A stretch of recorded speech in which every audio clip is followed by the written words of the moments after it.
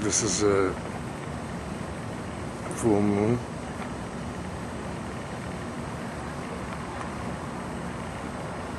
And it looks like a perfect circle, which is incredible for any natural object to have a perfectly round shape like that. But our moon is not just any old natural object. It's not an object, because it's made up of living entities like the ones you see right there.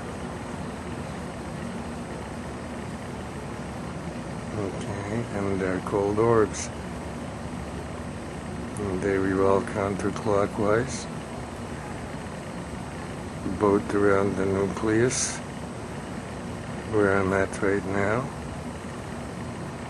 and they revolve in multiple rings around the nucleus. An immense number of rings, all the way to the outer edge, which is, at the outside there, where the round part ends. And the dark part on the back of it is what's been called dark matter, but it's actually more orbs, and it's these energy entities that can change from energy to matter and from matter to energy, which are cluster organisms, and they cluster into larger units, from very tiny to humongous size units. They can link together, make even larger ones than that, and all of space is just a continuation of these linkages of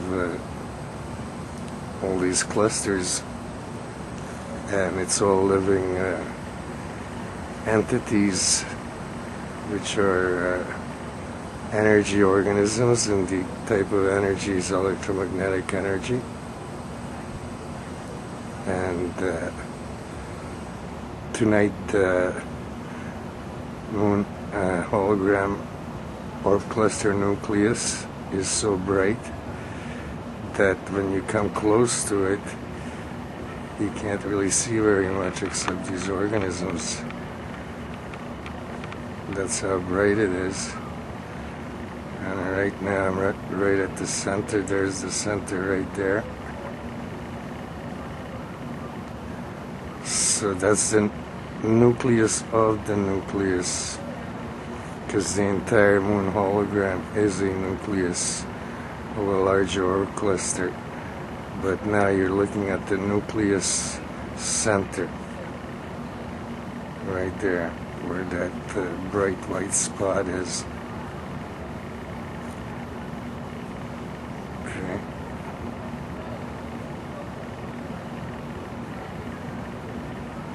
Okay, so when I back it up, I move the camera, but you can see where it is. Okay, it's like right there.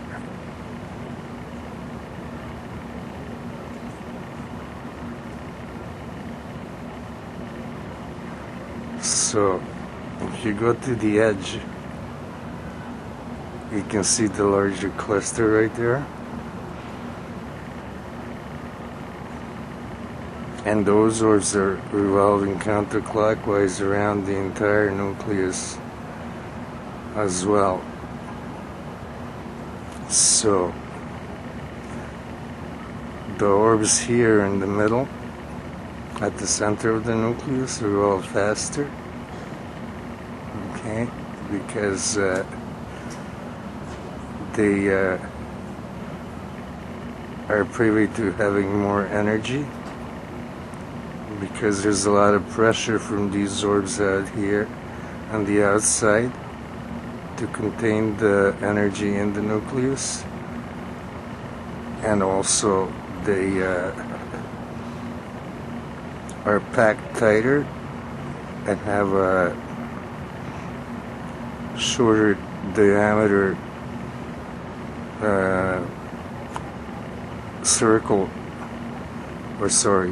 shorter diameter sphere to go around, because they go around counterclockwise in all directions, and therefore, since the distance is short, they must revolve faster than the ring that's on the outside of them. So it's the fastest in the middle, and then as you go out towards the outside here, each ring following the smallest ring in the nucleus center revolves slower, at a slower speed, because of less energy and longer distance. Okay, so it's not affected as much by the gravitational field of the mass, and it's not affected by the centrifugal forces as well, as much as the center of the nucleus is. But nonetheless, they revolve counterclockwise around this nucleus, which is the hologram orb cluster nucleus, and they revolve also in circular patterns at the same time as they revolve around the entire moon hologram orb cluster nucleus. They revolve around each other in circular patterns in all different directions. And you can see that happening right there.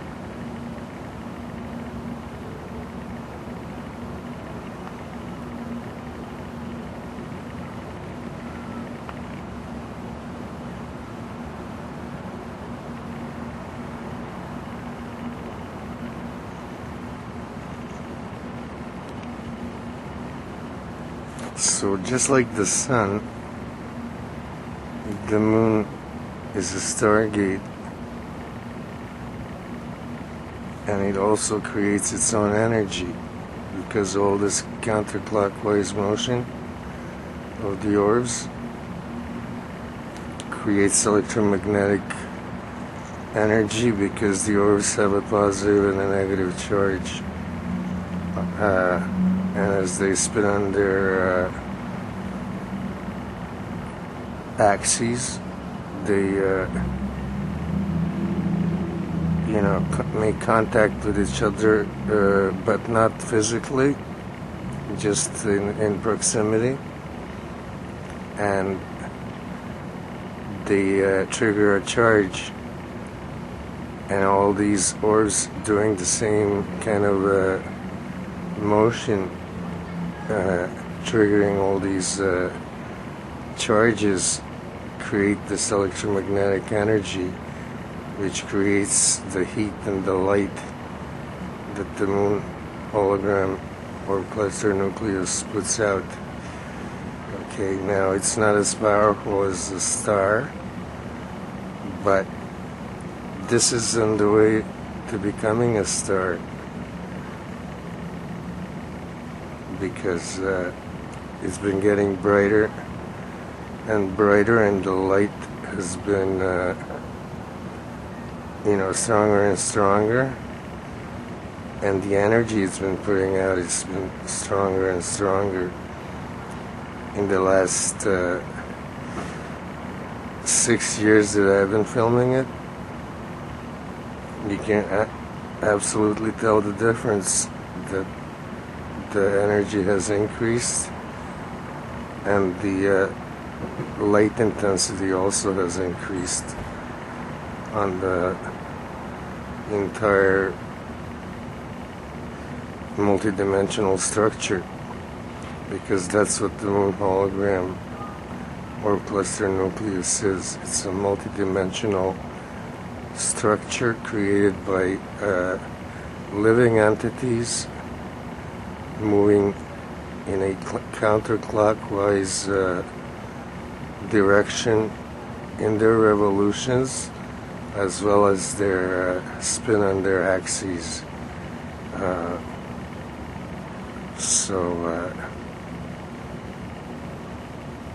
All this motion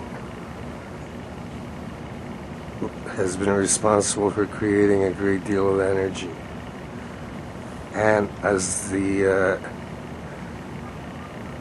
moon hologram or cluster nucleus increases in vibrations frequency, and as the number of orbs increase in the cluster itself, or the cluster nucleus itself, the more energy it's going to be putting out, until eventually it'll reach so much energy that it'll spark a reaction, and that reaction will be thermonuclear, and that's when it's going to become a star. Now that could take a long time, but once the process reaches a critical point, then it'll be fast. Once it goes past that critical point, it'll be happening faster and faster and faster. Okay, right now it's not at the critical point, but it's been steadily increasing, and not too long from now it'll reach that critical point. Okay, and I don't mean in our lifetime maybe, but in terms of space-time or even historical time, it won't be that long. I don't want to give a prediction as to how long it's going to be, because it all depends on many different variables, but it's not going to be that long before this multidimensional structure becomes a star. Right now it's in the process of being turned into a star, because that's what the orbs are building. They're building a star. Okay, and you can see how fast they move. Okay, and you can see that there's nothing solid there in the whole thing. It's just a lot of movement of the orbs.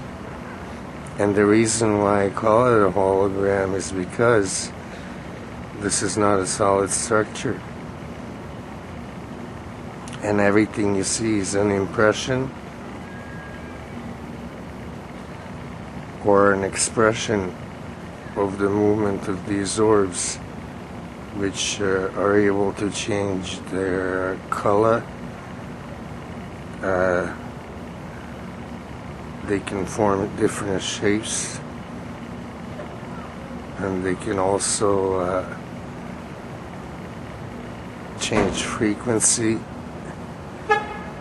their vibrations frequencies, and they can also change their velocity of how fast they either revolve around nucleus or spin on their axes. So there are other variables as well, but those are the most important. And therefore, when you look at the moon hologram, let's say from far away, it looks like, it has a certain topography. It looks like it has maybe mountains, this and that, valleys, but none of that is true, okay?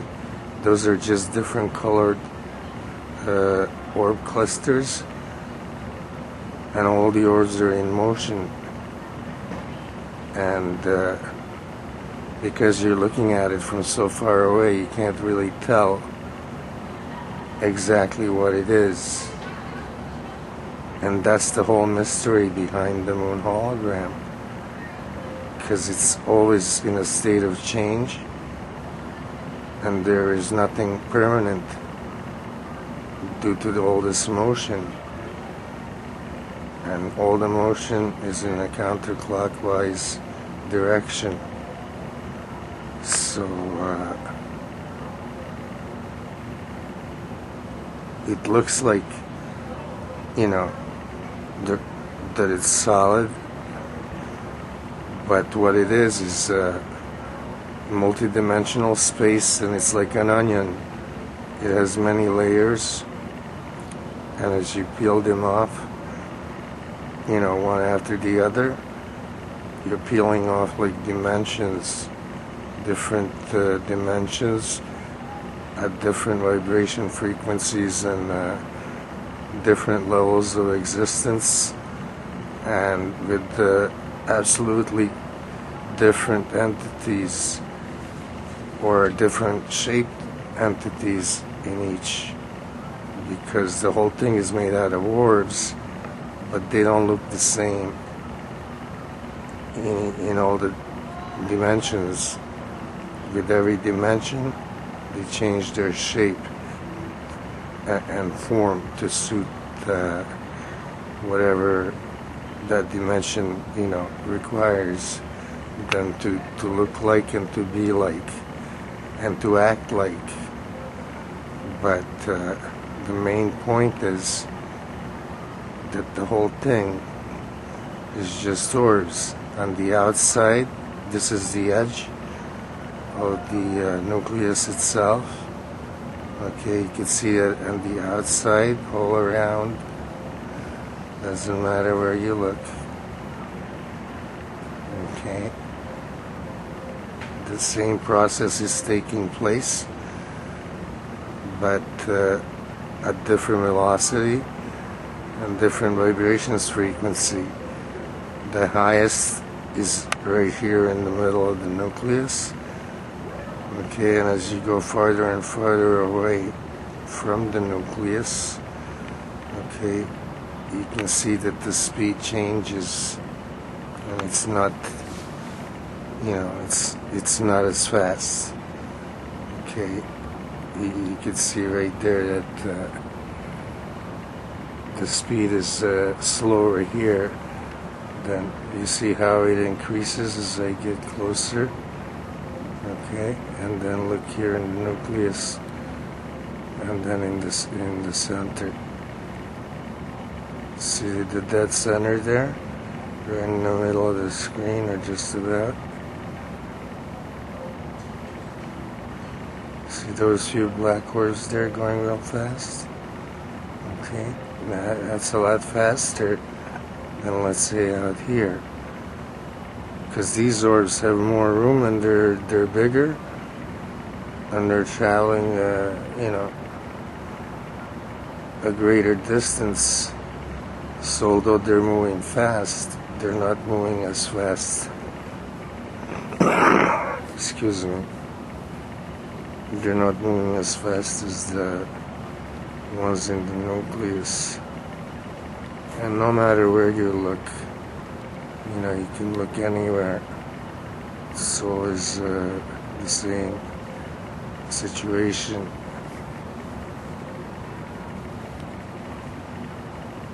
Okay, because all over space, these things are what makes space.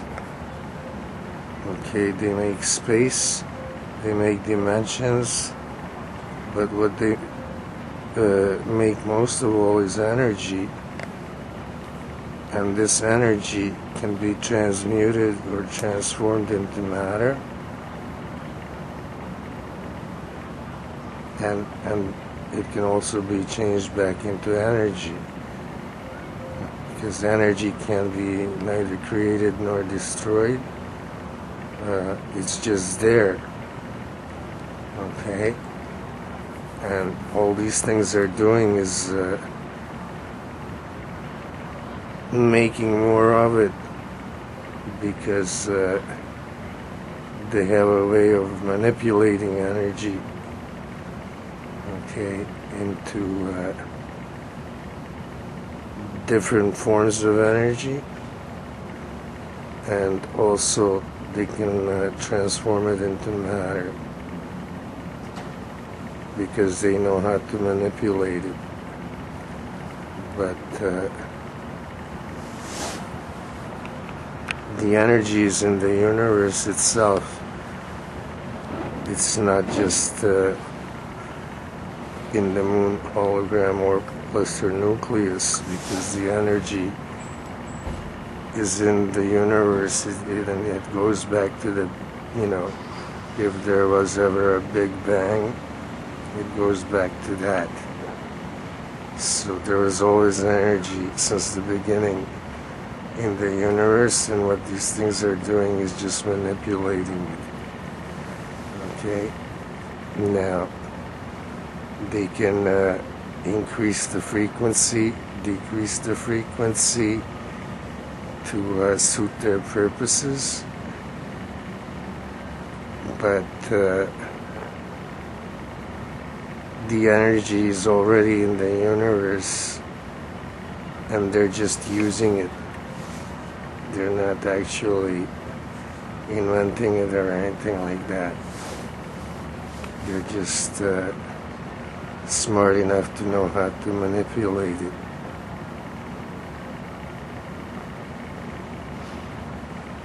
And these are energy entities or organisms themselves, and probably date back to the very beginning, because this is what creates space. Okay, all of them.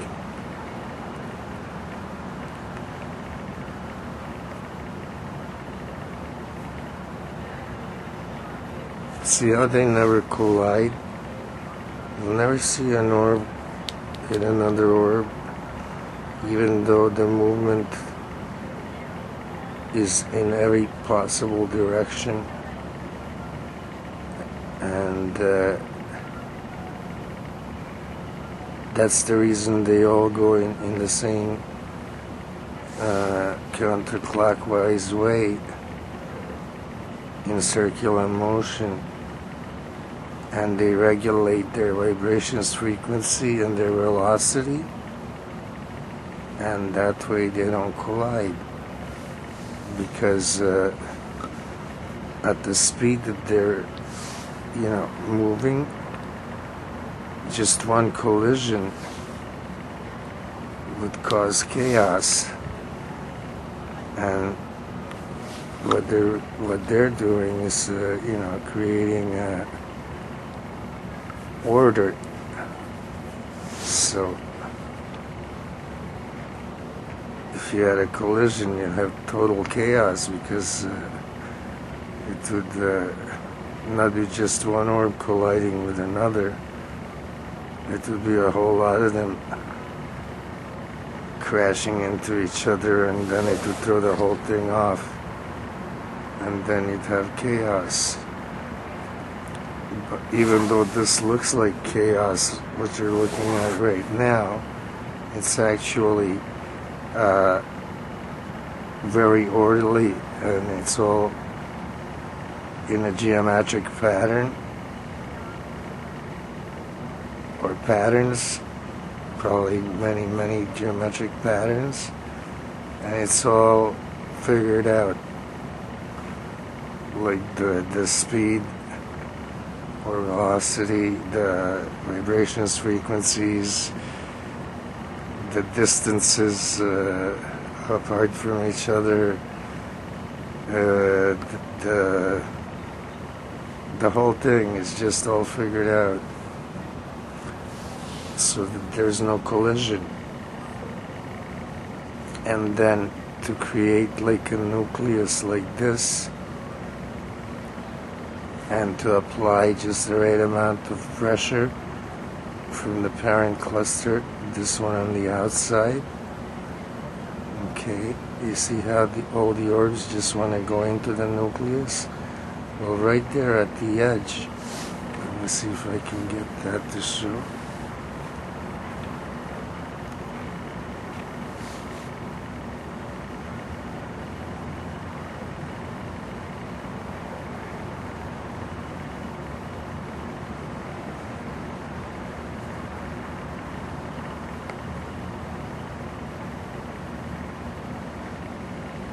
Okay, right at the edge there,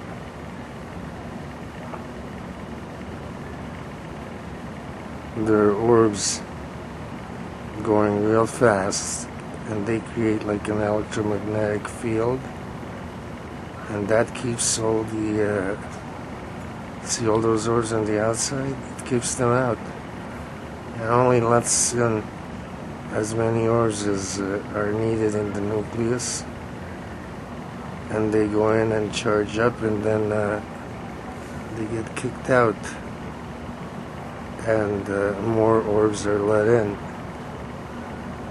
and as they get kicked out, they're charged, they come out here and charge more orbs in the larger cluster. Okay, like let me see if I can find, see, some of them are like glowing, they're brighter. Okay, those orbs that are brighter, they're charging up the orbs that are dark, and it all happens like this, moving in circular motion in a counterclockwise direction, and they all spin on their axes, and just the proximity of their charge creates the transfer of energy, and creates even more energy, or at least transforms the energy that's already in the universe, you know, into different types of energy that's needed for the orbs to keep going and to survive.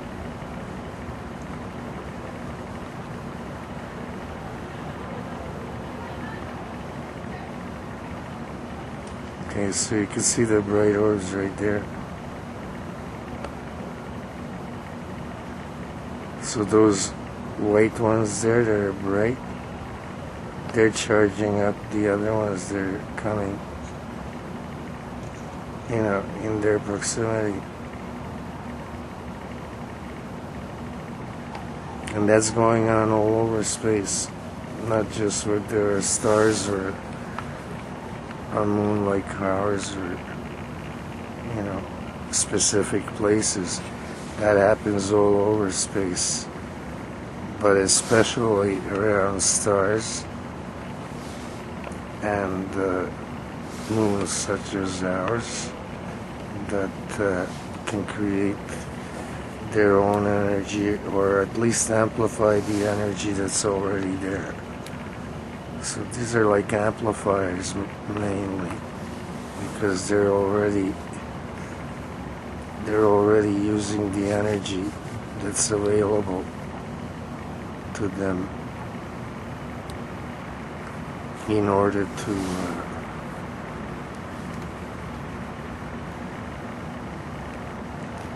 in order to transform it, transmute it, or create more of it in order to keep the cluster alive, because they're all living organisms. It doesn't matter that they're energy organisms, they're still living organisms, just in a different form than what we're used to. But they can take on physical form, no problem, because when you control energy, you can create matter.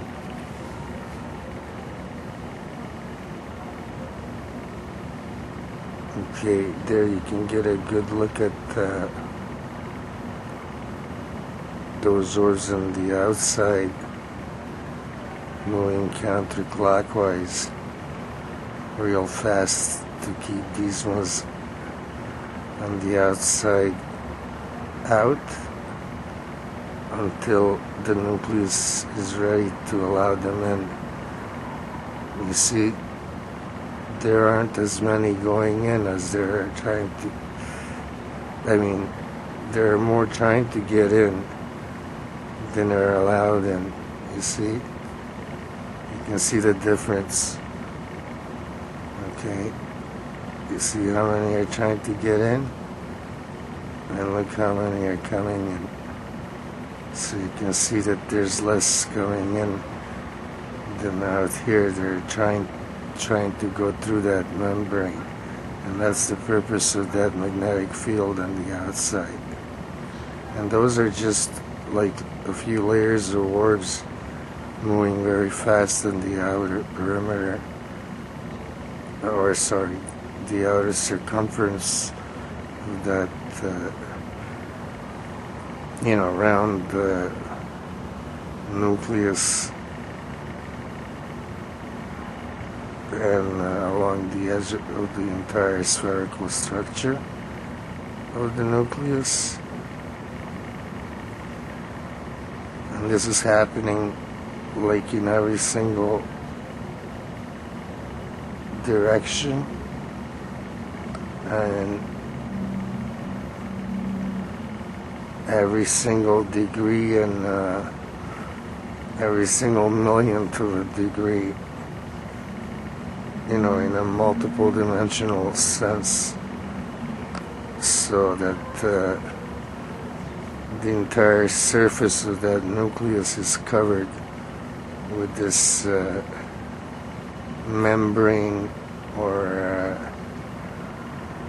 electromagnetic field in order to keep all of these orbs trying to rush in to get charged up into the nucleus. Okay. So it's like a control mechanism keeping them out until the nucleus can handle taking them in. Because if all of these rush in, they'll use up all the energy in the nucleus, and then the nucleus will dissipate. And it takes a lot of energy to start up a nucleus like this. So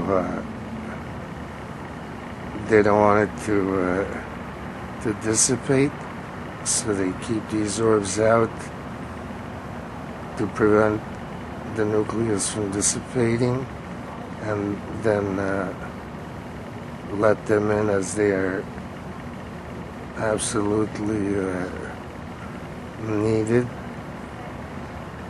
and not before. And you can see them right there at the edge. Okay, there are other purposes. They're bombarding that nucleus and putting pressure on the outside, keeping it in a round mass or a spherical mass as possible, in order to keep the energy contained in the smallest space possible.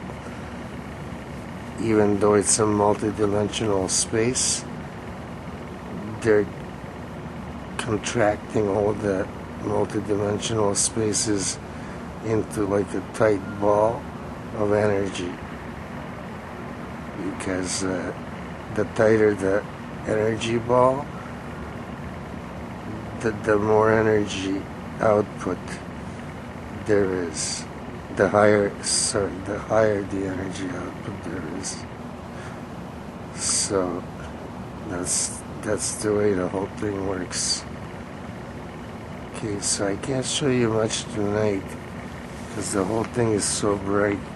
You know, the only way you can see anything is if you go back here. And this is about 120x or something. But there's not much to see because the oars are just moving too much.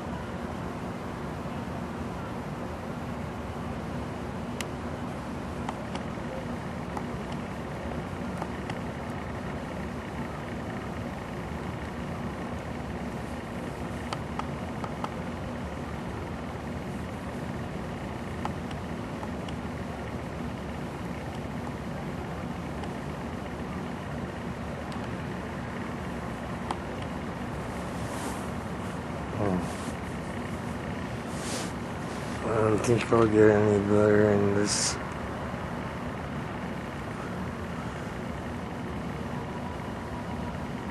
This is sepia.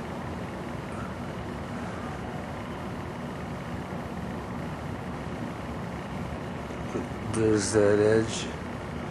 Yeah, you can see the orbs, the way they're moving along the edge there.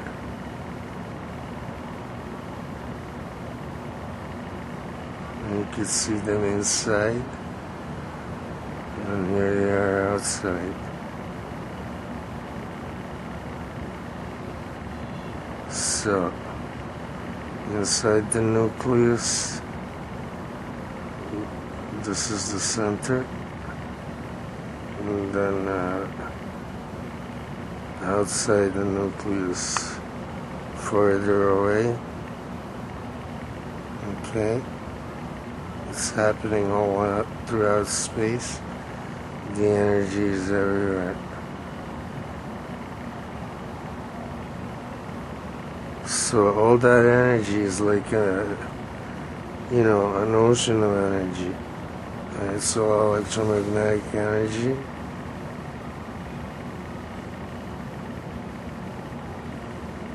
And it's like a lot of it. It's like an ocean of energy. And this is like a nucleus, which is like an energy ball.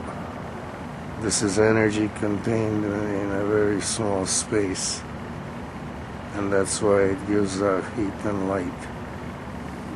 Out here, it's not contained, so we were calling it dark matter, but that's not what it is. Okay, it's energy. And it's only dark because we weren't able to see it. But now, here it is, you can see it. You can see it in regular color.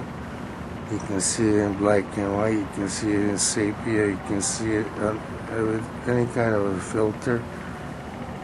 It's not invisible. You just have to, get the right angle.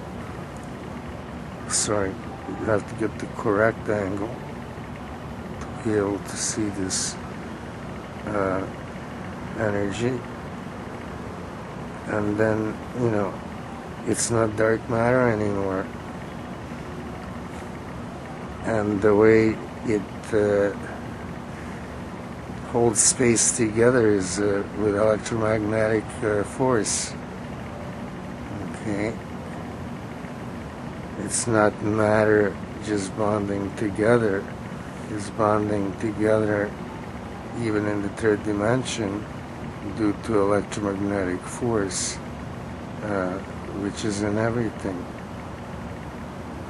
Okay, it's not only in energy, it's also in matter. Because all matter can be converted into energy. And anything that can be converted into energy is subject to electromagnetic force.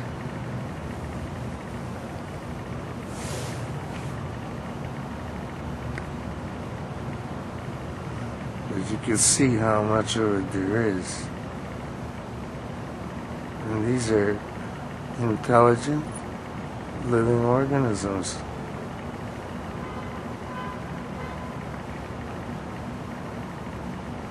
And it doesn't matter, that you might think this is crazy, but they're really intelligent living organisms in an energy state. They don't look like much like when you look at them like that. This is color.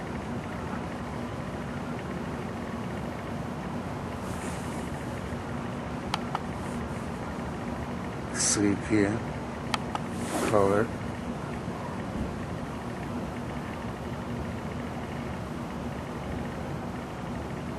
But the whole idea is that each one of them is an orb, an intelligent entity, which is composed of orbs smaller than itself, and each one of them is an intelligent entity, and they are composed, each one, of orbs smaller than themselves, which are also intelligent entities. So you get a lot of smart orbs there composing every one of these larger orbs, and that's why they're clusters. And an orb can be infinitesimally small and still be a cluster and still be intelligent. And that's what sets orbs apart from other organisms, because they are intelligent energy in any shape, size, or form. And they are always energy organisms, but can, transform or transmute themselves into matter, because they have total control over energy itself. Okay, and that's partly due to their natural ability and composition, and partly due to just the know-how how to make that happen. Intelligence.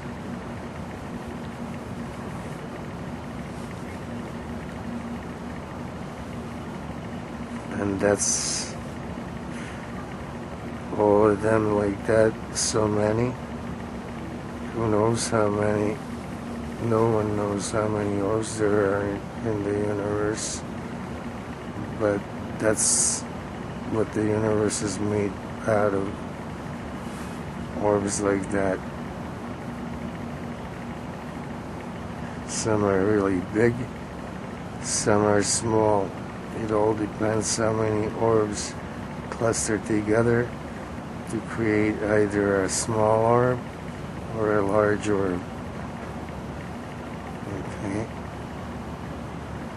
And the universe itself is perhaps a very, very large orb. Because since everything else is spherical, the universe may be spherical as well.